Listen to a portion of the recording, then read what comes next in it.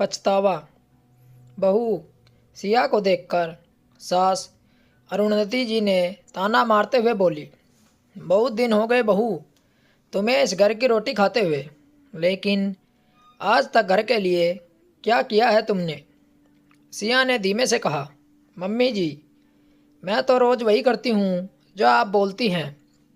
अरुंधति जी ने पैर जमीन पर पटका और बोली, चुप रहो, जवाब देना भी सीख गई हो अब। मेरे बेटे की ज़िंदगी ही खराब कर दी। इतने में सिया का पति करण भी आ गया। सिया ने सोचा शायद आज करण कुछ बोलेगा, लेकिन वह हमेशा की तरह चुप रहा।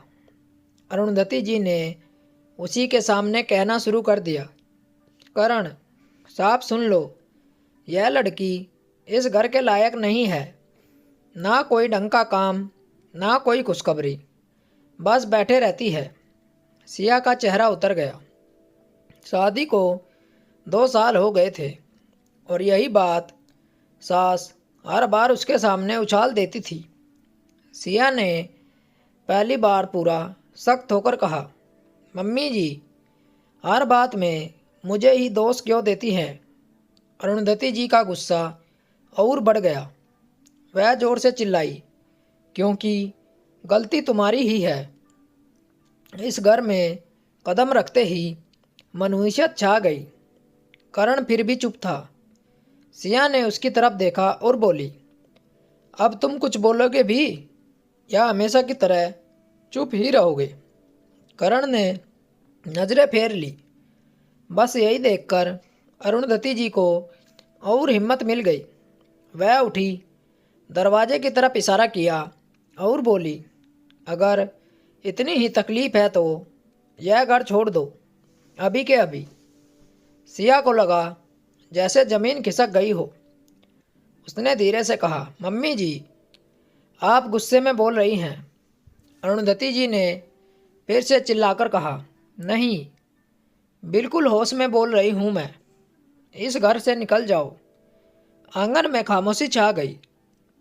सिया ने आखिरी बार करण की तरफ देखा। उसे उम्मीद थी कि शायद वह रोक लेगा, लेकिन करण ने बस इतना कहा कि सिया कुछ दिन मायके चली जाओ। यह सुनते ही सिया की आंखें भर आई। उसे समझ आ गया कि अब इस घर में उसके लिए कोई जगह नहीं बची है। उसने बिना कुछ बोले अपना छोटा सा बैग उठाया और दरवाजे की तरफ चल दी। सिया ने जाते जाते बस एक बात कही कि आज आप लोग मुझे निकाल रहे हैं, लेकिन याद रखिए एक दिन मैं खुद वापस आऊँगी और उस दिन मुझे कोई नहीं रोक पाएगा। अरुंधति जी ने हंसते हुए कहा, देखते हैं किस हिम्मत से वापस आती हो। सिया बिना पीछे देखे घर से बाहर निकल गई। धीरे के दरवाज़ा बंद हो गए। सिया के जाने के बाद घर में 2-4 दिन तक तो जैसे कुछ हुआ ही नहीं। सब कुछ ठीक चला। अरुंधति जी पहले की तरह ही आंगन में बैठकर पड़ोस की औरतों से बातें करती रहती थी, लेकिन इस बार उनकी बातों में एक ही पता ताना होता था, अच्छा हुआ छुटकारा मिला। बहुत परेशान कर रखा था बहू ने। पता नहीं किस मनुष्य घड़ी में उस लड़की को घर ले आए थे। पड़ोस वाली जया भी हाँ में हाँ मिलाती थी। सही कहा अरुंधति जी, ऐसी बहू घर में रहे तो घर का सुख ही खत्म हो जाता है। लक्ष्मी घर से चली जाती है। घर के अंदर करण चुपचाप रहता। पहले सिया ही सुबह उठकर उसका टिफिन बनाती थी, कपड़े निकालती थी, घर संभालती थी।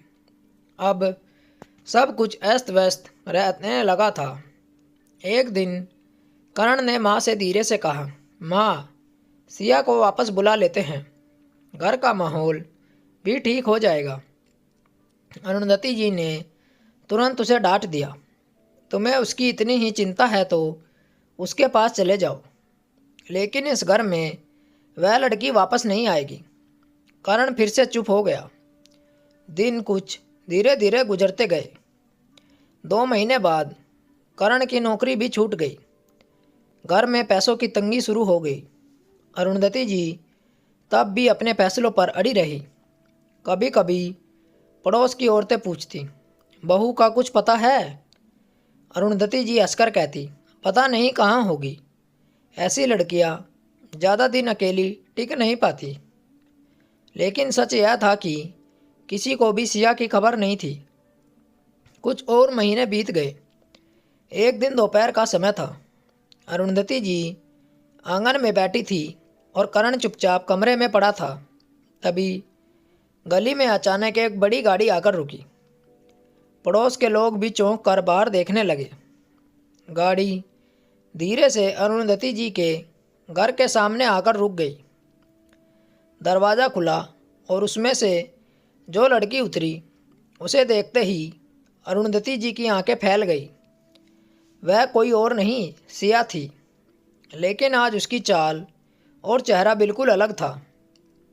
साधारण सी दिखने वाली सिया की जगह आज एक साफ सुथरे कपड़ों में पूरे आत्मविश्वास के साथ खड़ी अरुंधति जी कुछ पल तक उसे घूरती रही।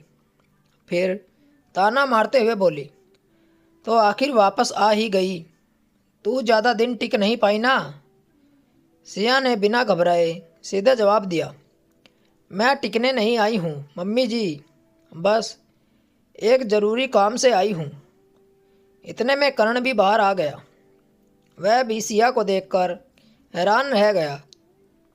अरुंधति जी ने गुस्से में कहा, काम हो गया हो तो अब चली जाओ। इस घर में तुम्हारा कोई रिश्ता नहीं है। सिया ने आंगन की तरफ देखा, फिर बिल्कुल शांत आवाज़ में बोली, रिश्ता तो अब भी है माँ जी। फ़र्क सिर्फ इतना है कि आज मैं मेहमान बनकर नहीं आई हूँ। अरुंधति जी समझ नहीं पाई कि वह क्या कहना चाह रही है। लेकिन तभी सिया ने कार की तरफ इशारा किया और बोली, ज़रा बाहर चलिए, आपको कुछ दिखाना है। अरुंधति जी और करण दोनों गेट तक गए। बाहर जो खड़ा था उसे देखकर अरुंधति जी के चेहरे का रंग उड़ गया। अरुंधति ने ऐसा क्या देख लिया था जो इतना घबरा गई? जानने के लिए कहानी का अगला भाग ज़रूर पढ़ें और चैनल को भी ज़रूर सब्सक्राइब करें।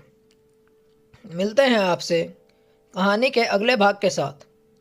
कहानी सुनने के लिए आप लोगों का धन्यवाद। राम राम दोस्तों।